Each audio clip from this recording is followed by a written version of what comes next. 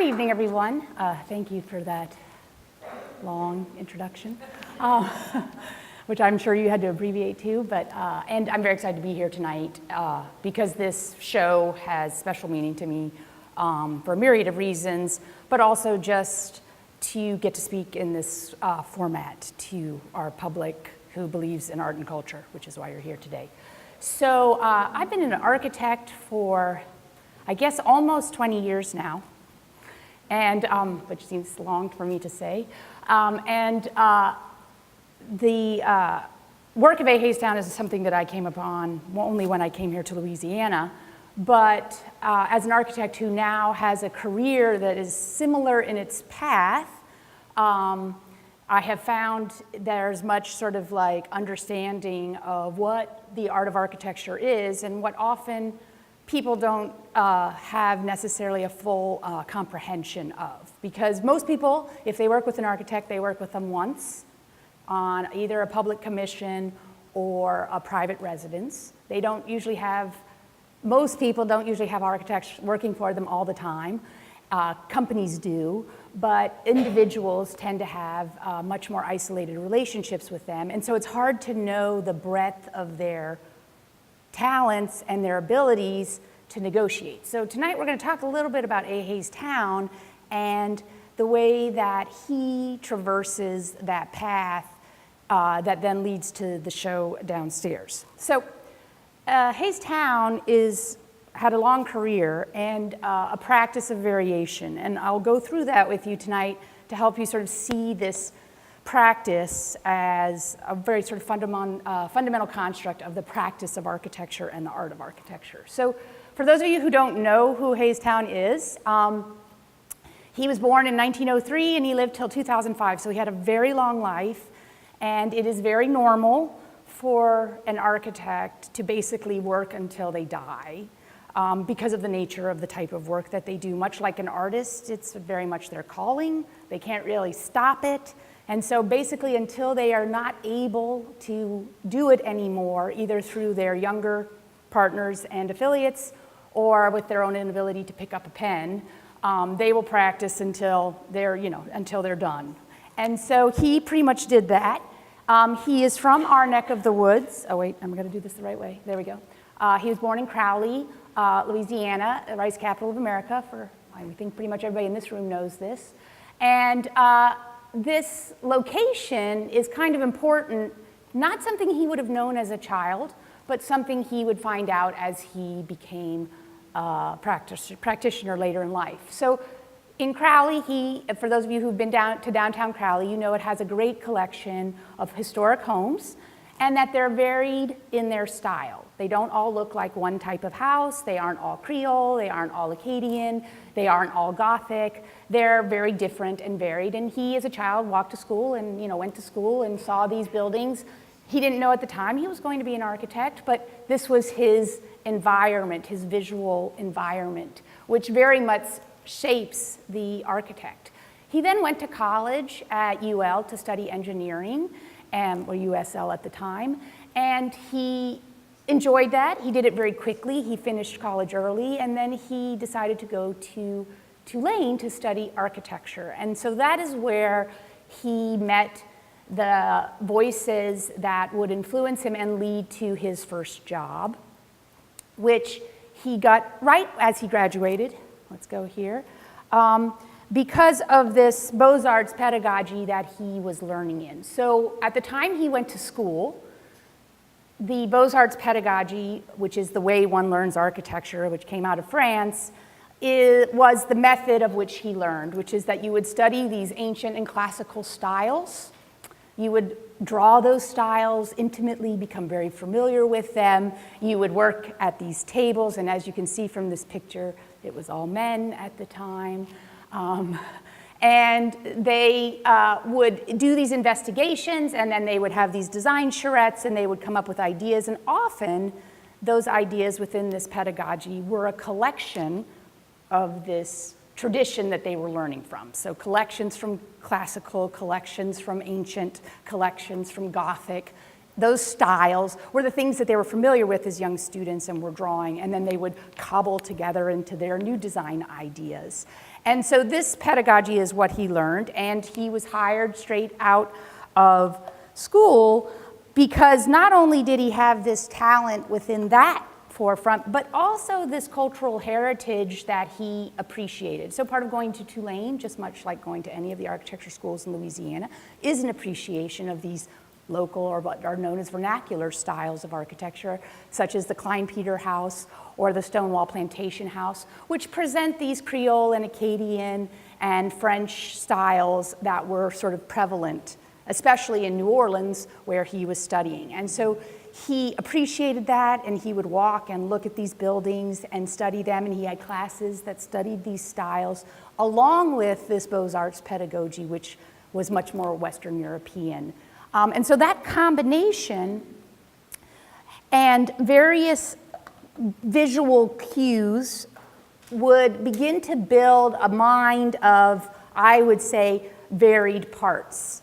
And so this mind is being composed of these various styles. It's very young, it's very eager, not really sure what to do with all of them, but taking in this collection of the works that are being built and studied at that time. And so here, just a few more of his inspirations. And he would talk about these inspirations later in his career. It's not so much that you look at them and understand them in the work specifically, but you can understand how the value and strength of their presence in their cultures holds to what he tries to do later in his career. So his first job is with Noah Webster Overstreet in Jackson, Mississippi, and the firm of Overstreet and then Overstreet Town was the largest in Mississippi, and it was quite large between the two wars, World War I and World War II. And at that time, the style in America that was very popular, especially for WPA projects and things like that, was Art Deco. And so with Overstreet, he does a lot of what we call public institutional buildings or commercial buildings, and they follow this style of the Art Deco, which, you know, if you've looked at our state capitol, has a similar language and style. And the Art Deco style was embracing not only these contemporary materials that were making automobiles, because you have to realize the automobile industry is booming at that time as well. So these sleek curves and faceted faces and chrome and stainless steel, these materials that we think of as part of the Art Deco styling, are very much part of Overstreet's work, and this is what young Haystown does first in real life. He builds these buildings, and Overstreet loved him, and they had a great relationship even when they stopped being partners, and at a very young age, Haystown becomes quite authoritative in the firm with Overstreet. Now, at the same time, Art Deco is popular in the United States for cultural buildings.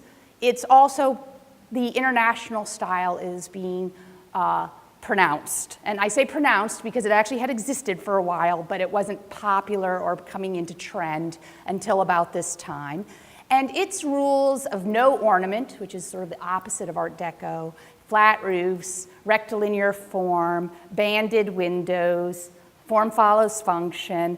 These things, there's no way that Haystown can exist as a professional and not be opening the magazines and reading all about this style, the international style, which is a very global style and is meant to be sort of not specific to any place. This building could be in any grass field anywhere and still work and function for its purpose. And so he's influenced by these things, and so this is what we call phase one, this Art Deco / Modernism phase in Mississippi, where he is developing his building skill sets. And these buildings are all very well known. They were very well published.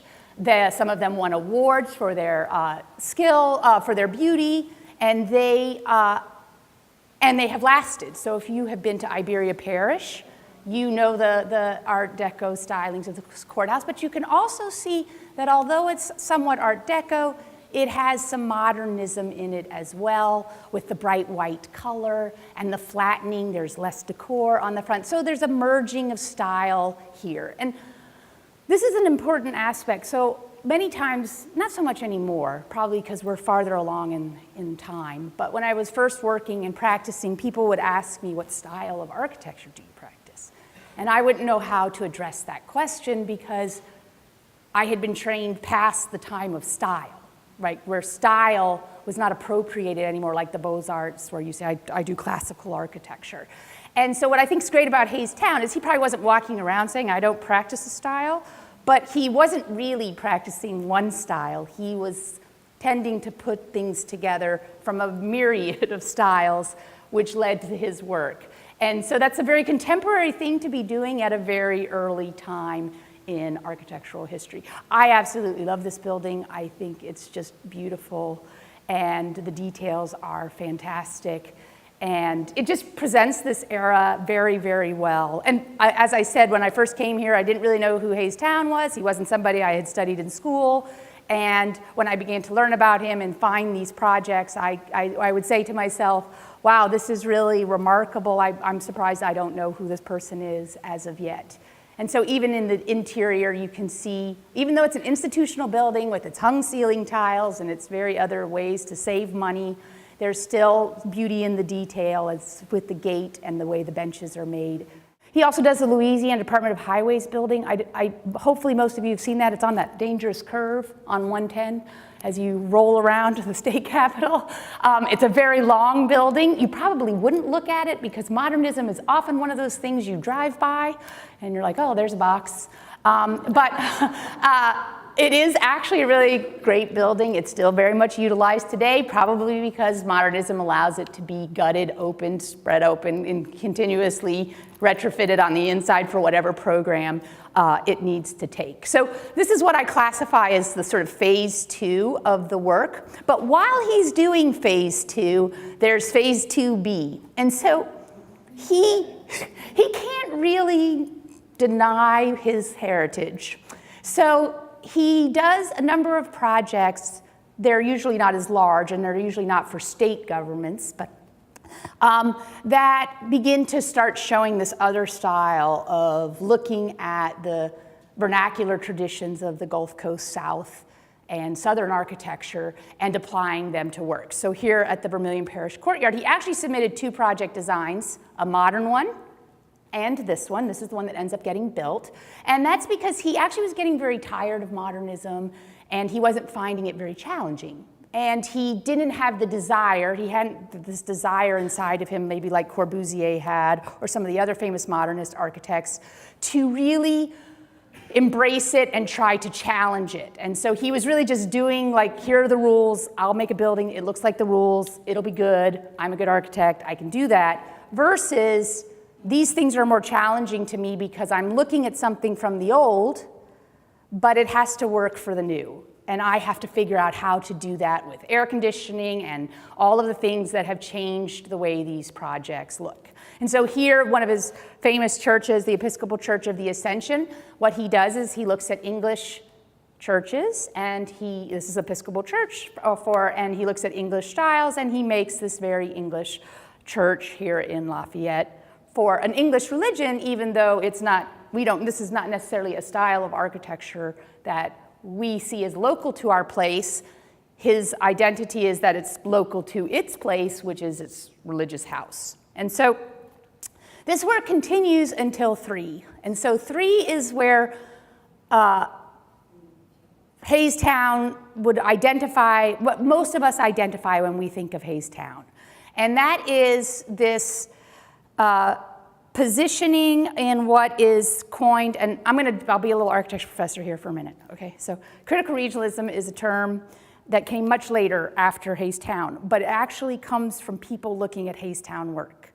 So if you dig way back, you'll get to Louis Mumford, who was at Tulane and in New Orleans, and he eventually learned the work, and he had this positioning about looking at the local as a way to understand culture and produce new works. That doesn't mean copy the existing works, but to investigate them in such a way and their attributes to produce new works. So this is a long quote, but I wanted to point out one part that's important, which is The task of critical regionalism is to rethink architecture through the concept of region.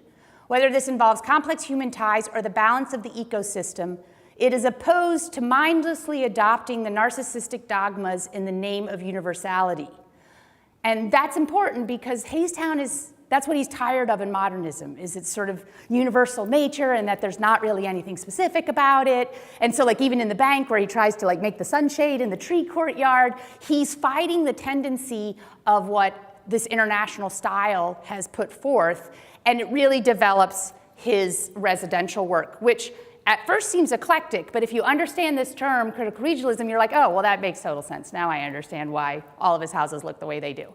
Okay, so I'm going to use one house today to show you some of his attributes, because we're going to also go down into the show where there are many other houses to look at. So Seven Oaks Plantation in Kenner, which is actually one of his later projects, it's just a good house to show you all of the features that he began to put together that define his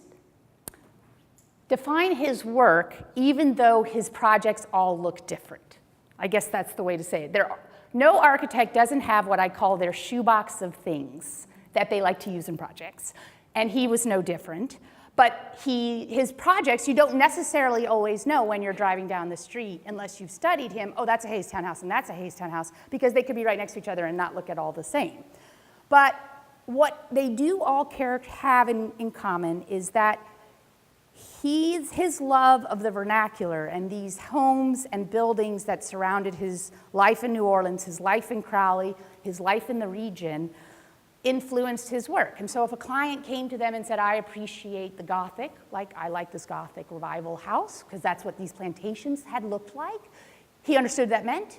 He had the knowledge of what those parts were, and he was like, okay, so we like these parts, we like these sort of aesthetics, but it's also 1983, and you've got 5 TVs, and 6 refrigerators, and 7 children, and your grandparents live with you, and it's just like a very, it's a very complicated thing, and so how do I resolve all of those things? And at the same time have this sort of, these trappings that you want. And he even called himself, which I can vouch for as a residential architect, often you are a psychologist for your clients, trying to figure out what they really mean when they say what they want. And he felt that way with his clients, because you have to have this sort of intimate relationship with them and understand that when they say they want something, you have to figure out what that actually means for them, because it might not be the actual picture that they show you. So this is the original plantation, Petit Désert, that had been historically in this location. And so he had studied it as a means to lead to the project that he builds for these clients. And so here's the Habs photography of it before they tore it down for pieces. It's quite lovely and a fantastic thing, and I'm somewhat sad that it's not there anymore. So Haystown comes back and he puts in a project that has relationship with it. You can see that in its scale and its proportion, but it's also different. It doesn't have the sort of widow's walk, it doesn't have the full height colonnade, and it has other attributes from other various styles of architecture, the little small hipped roof, which comes from the Acadian, the fence, the different column styles, where you have the formal classical columns below, and you have the Louisiana columbettes above. And so you can see there's a hodgepodge going on, but there's an overall formal relationship as well. So, Haystown, how do you know? So you start by looking for certain things. He loved to recycle. And this is long before recycling was important, maybe to everyone. But he felt that by recycling material and finding new uses for it, it would give a home warmth, because it would already have a worn-out quality to it, but at the same time, and it was historical, and so that it would give this attribute to a space, even if it was like the TV room, right? You would have this feeling that it was old, even though it wasn't necessarily old. And so one of the ways he would do this is he would use old warehouse beams. He liked to have high ceilings, which are climatically very appropriate for Louisiana homes. And he liked to have walls of large windows, which come from many of these old projects. He would have these collections, and he would often shop for these collections. He would buy stuff and keep it and then like use it in a project if his clients liked it, or he'd keep it for himself, or sometimes he'd buy something for a client and they didn't like it and then he'd keep it for himself. So he had this sort of like treasure trove. And so, you know, this, what might seem like something that just fell over in the garden is actually very much strategically placed as part of this environment that he's trying to create. These are the wonderful old weathered fences. There's 3 or 4 classic styles of fences from Louisiana plantations, and this is one of them. And so he would incorporate that. And you know, most people you think would be like, I don't want an old wood fence that looks like it's unpainted, but it's very stylistically of this place. And so the ownership is like, I want this. And then the sort of random pieces, there's an old wrought iron cross that gets placed here that would either come from the client themselves. They'd have these pieces of things and they'd say, find a home for it in our project, or he would pick them out and put them in. And that's also, once again, you can see as a young boy walking in the streets of Crowley or in walking streets of New Orleans where these things would be in his view field as he would walk along. The large windows, which normally you would think, well, it's very hot here, we have big large windows, it's going to let all the sun in. However, if you cover that with a deep porch and overhangs, which many of his houses have, you would remove that thing. So you could have the great window that looks out at your beautiful landscape, but then you have the deep porch that protects you from the rain and the sun, which is also part of our climate. And so that responsibility. So even though these porches are different and they'll change from house to house, that deep porch that you experience is a very clear attribute of his work. Things like old porch swings and church pews he would utilize. The Pigeon Air, which comes from our plantation culture, he would put those in projects that the landscape and the site were large enough to house. This is a very contemporary Pigeon Air. It's not, as you can see, well, if you've seen the old Pigeon Airs, you can see it's made differently. It has your eave and your roof made with your capping and all of that. But at the same time, it has the sort of weathered brick and the old wood header that make it more classical in its stylings. The Bavola French Quarter gas lanterns, which we have downstairs, and we'll see those when we go down there. These are some of the things that you just put together. Antique brick floors with a special beeswax finish, and when he couldn't find antique bricks, he would use regular bricks and use the same finish because that finish gave it this weathered look. So recently, right before the show started, I was traveling and listening to, I think it was the 99% podcast, and it was about the stealing of bricks in St. Louis, Missouri, which is where I went to college. And I used to go to North St. Louis all the time and look at all these beautiful red brick buildings that looked like they were falling down. But in fact, many of them have not fallen down. It is theft. And they still have a problem of where people will go in the night and take down the brick buildings and sell the bricks because they're old. Now wait, this gets even better. So I'm in the car, driving with my husband, listening to this story, and I'm like, wow, people are stealing the bricks. I mean, that makes sense now that I think about it. I remember those buildings. And then they get to this. One of the reasons all those bricks were being stolen is because of the architect A. Hayes Town in Louisiana, who used red reclaimed bricks. I am not kidding. And my husband just turned to me and he goes, I'm sorry, are you the A. Hayes Town professor stealing all the bricks? And I was like, wait, that's horrible. Is that really true? Now, I don't know if it's true or not. But yes, they say that a lot of those bricks get shipped to Louisiana for Louisiana projects. Yes. So I don't know how I feel about that, but I just have to tell that story when I show this slide because now I'm like, wait, was this stove casing made out of St. Louis bricks? I hope not, but at least not stolen ones, because he did purchase them. He wasn't stealing them, but was he purchasing stolen bricks? I don't know. Anyway, this is one of the attributes of his work. Reclaimed wide plank heart pine floors, which are very dark, and so often when you go into a Hayes Down project, it'll seem like a very dark space, and it has a lot to do with these dark wood floors that he would utilize, and then the wood ceilings that make them they seem shaded almost in a way sometimes when you go into them. And then of course Cypress, because at the time when he was practicing, Cypress was much more plentiful, and he would use that because of its both its technical abilities, but also because it had that warmth, that feeling of relationship for the clients. Exterior French doors with full-length operable shutters, and then even sometimes he would do exterior French doors that didn't open, and that the shutters didn't actually work, but they would be the right size in the scale as if they would work, and it depended on the job. In one of the projects downstairs, he actually has, because of the aesthetic, a house that has 3 openings to it, but only one of them actually opens and the others are fake. And that's a little bit of that sort of appropriation of style cobbled together with use that gets a little weird in the work.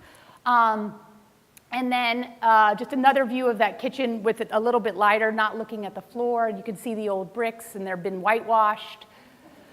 And then this is not from that project because this one this doesn't have this formal nature, but I wanted to show this in relationship to the bank.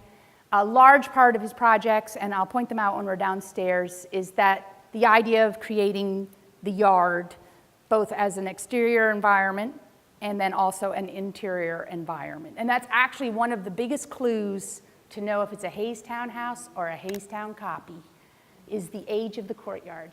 So if you go to the courtyard and the trees are really full grown and robust and the plants are have a good, like they look like they've been around for a while, you can tell that that's a Hayes Town courtyard versus someone just trying to copy that space to make it happen. Because there's a lot of people, who have tried to copy the work. And this is one of the classic spaces, and that those interior courtyards are very much part of the house, and that the house embraces that as just another room of its space. And then, of course, I just wanted to show this because this is appropriate to our talk. The UL Art Museum, which is an art museum, but it's based off a house. And one of the things that I think we always forget, and I would love to see, is that in doing this project, he loved to learn how to make old materials and learn how to make old finishes and understand how he did that. That was part of this critical regionalism, is I'll figure out how to make this beeswax finish, and I'm gonna put it on some brick, and that's gonna change the way we see the brick. Well, these original old white houses were not actually white, they were somewhat pink, because the whitewashing had the brick dust in it, and the brick was red, and that made a sort of pinkish color. And so these buildings were originally pink in design, and they get painted bright white now. And I just think it would be really great if the UL Art Museum was pink, for a myriad of reasons, but one, because it would look really great at night with the new blue behind it. And it's unfortunate because that's actually the real material, but they get painted bright white now. And they look good white too. It's one of the, it wasn't a color choice, it was a making choice that had a color, like this traditional way of making that just had a color.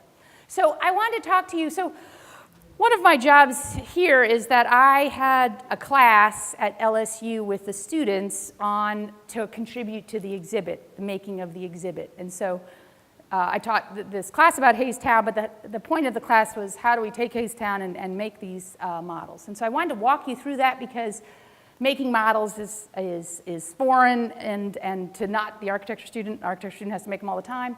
But even then, they still come with a myriad of things that happen. So to make the exhibit, we were supplied with Hayes Town's original drawings. So here's the Bustani elevations. These drawings were faded and had notes all over them. Some of them legible, some of them not. Because when Hayes Town was practicing, not only were these drawings still done by hand, which means we're looking at Xeroxes of blueprints that have faded because the ammonia is gone, but also it was a time when the craftsmen did a lot of the work, and so the drawings can be very sparing in their information because Hayes Town would just be like, you're my guy, I need you to build that stair, I want you to build that stair like you did the other stair, and the guy's like, yeah, I know how to do that, and there didn't have to be any drawings. Now you'd have to have like 75 drawings for that stair, and it still probably wouldn't get built correctly. But this is the kind of stuff that the students were given. They had to read these drawings, decipher these drawings. They then digitized those drawings. So they basically redrew the drawings based on what information they had, and sometimes there wasn't the information, and so we had to make what we call educated hypothetical guesses on what that meant. And they used two methods of drawing. They had to use both AutoCAD to flatten them and they used Revit to build the houses. So these are the digital programs that architects use to design buildings. And so each student, there were 3 students on a team. They poured through the drawings and they figured out how to put the building together and redraw all of his work. Then those drawings are now utilized to digitize the model. And so they have to, that's why they had to do the flattened drawings, because they have to flatten the drawings and set up layers to create the pieces needed to build the model. So this is one of the houses, and these are the pieces, and this is the method that they would use to keep them all together as they pull them out of the laser machine to make the models. And so there are, I mean, we had stacks and stacks of these because there are 7 models, 3 students each, many sheets of plywood. But you can see what they're able to do, and this is where they had a lot of trouble, was they can create his mullion patterns, his shutter thicknesses, the type of doors that he put in. All of that can be etched into the model as long as he gave them that. You know, and so he would, sometimes they'd have to figure, and then if there weren't enough photos of the house or they couldn't go to the house, that's where we would make some, what we would call executive decisions. So after they have all the pieces, they then would lay out their plans, and you can see their diameters laid out to help them assemble the model, and they taped it down to their boards, and then they begin to put it together. And so much like a building with Legos, they have all these parts, but anybody knows that no matter how great the computer's never perfect, because either the person who puts the information in isn't perfect, or the machine's not perfect. So even though they have all the parts and they have these bases, there's still going to be what we call some assembly in the field. And so you can see many different things. It's kind of a mess while it's going on, but you also can see the detail that they're able to. Those are small shutters at a quarter scale, cut out, made just like the shutters with the inserts. So they did all of that, then the walls go up, they start taping it together, and because Haystown work is eclectic, you can see that it has many different roofs. It's not modern at all in that regard. Sometimes I think the reason we have houses that have 50 different roof types might have started here, because you can see in this one house, because of the courtyard, how many roofs you're going to have. So you can also see that the students left that till the end, because that was going to be the one thing they couldn't cut out of the computer. They had to do it once the model was built. So here they are, many pieces cut out here, lots of sanding, lots of trial and error until they could get all the roofs on. You can see them taping pieces together, and then they would figure out where it was wrong and cut it again. And not all of the sets of drawings had roof plans, so all you could use were your photographs. And if they had gone to visit some of the houses, they were able to somewhat put the roofs together that way. They also built their bases, which had a relativity to the form that came at the very end once they had the models assembled. And those are just 2 images of that. This is some of the detail work that they had to do, cutting out of the lattice for one of the houses. Those are how they made the shutters, where we cut out the frames because we wanted them to look as real as we could. We cut out the frames and then inserted the shutter material. And then these are the handrails. Great thing about Haystown is all the houses that we selected all had the same handrail, thank goodness. But the students would tape down the drawing at the scale and lay the wood down, because these pieces are what we call hair. They're 1/32 by 1/32 of an inch. So they're very fine. They would lay it down, glue it, and then they would use scissors, well, a sharp blade, to trim them, to make them for the models. We also had to do paint tests, because when you etch, if you don't etch correctly, you'll lose the detail. And so we did a number of etching tests where we set the machine to a certain caliber to get the detail in the pieces, and what would happen when we painted the handrails and did the wood warp, things like that. So these are all things that had to be worked through in order to produce the models. And then the final thing that the students did before they showed up here at the museum was to paint the models, and I'll talk about the color and everything when we go downstairs. So this was a really unique opportunity for this show, because the University of Louisiana at Lafayette College of Art and Design took this chair here and did what's known as a color theory analysis test on the hues and tones of the color. And this is because Hayes Town, in many of his houses, he liked to pick all the furniture. He didn't like his clients to hire interior designers. He wanted to do the design himself. And he would pick fabrics and make recommendations to his clients about what to use for their curtains and their furniture and things like that. And so this is one of the ones that he would have selected, his fabrics. The students did this color analysis test to come up with what's known as the Pantone hues, because he would have had that nomenclature back when he did it. And then because he always used Benjamin Moore paint, Benjamin Moore made the paint for the models from these hues from the chair. And that's how the model colors got decided. They're not specific to any of the houses. They're just specific to his palette. And then they were assigned, I think you actually assigned the colors. You told me which house was getting what color, Ben. And we didn't argue with you, I think. I think maybe we changed one. I think we did, and then they got shuffled in. And then they got shuffled again. But in any case, we were trying to be true to his methodology, both tonally in the environment, and then also just the type of things that, the colors that he would look at and utilize. And I think when you look at like the furniture in this room and the chair and these pieces that are from his palette, you see that darkness that I talk about, which happens in his interiors, which is not always as prevalent on the exterior. And you also see that warmth that he's trying to achieve in the tonal range.